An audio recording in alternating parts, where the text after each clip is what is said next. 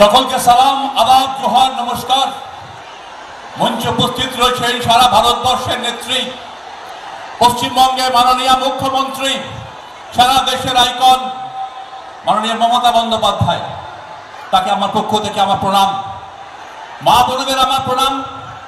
উপস্থিত রয়েছেন আমাদের জেলা সভাপতি থেকে সমস্ত নেতৃবৃন্দ, এবং সব থেকে বড় কথা উপস্থিত রয়েছেন আপনারা। এই জনগর্জন দেখতে পাচ্ছে বিজেপি, এই জনগর্জন শুনতে পাচ্ছে কংগ্রেস।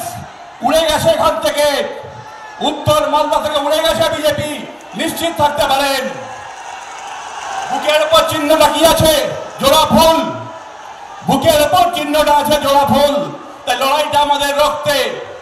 আমরা বলছি এবার মোদী মুক্ত ভারত, বিজেপি মুক্ত ভারত হবেই, মিলিয়ে নেবেন আপনারা।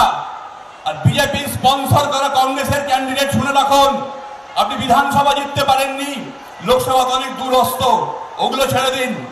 কোন এনআরসি হবে না, কোন সিএএ হবে না।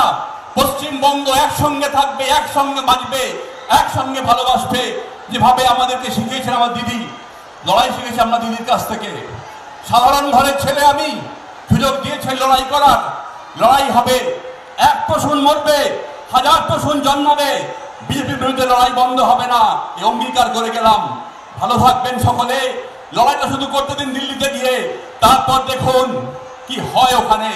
মোদী শাহ পরিষ্কার করে শুনে রাখুন, উপরে ফেলে দেবো বিজেপিকে সারা ভারতবর্ষ থেকে। অঙ্গীকার রাখলাম, দোয়া করবেন, আশীর্বাদ করবেন, আদেশ করবেন, নত হয়ে শুনবো। ভালো থাকবেন সকলে। মা মাটি মানুষ জিন্দাবাদ, মমতা বন্দ্যোপাধ্যায় জিন্দাবাদ, অভিষেক বন্দ্যোপাধ্যায় জিন্দাবাদ, তৃণমূল কংগ্রেস জিন্দাবাদ। জয় বাংলা, জয় বাংলা।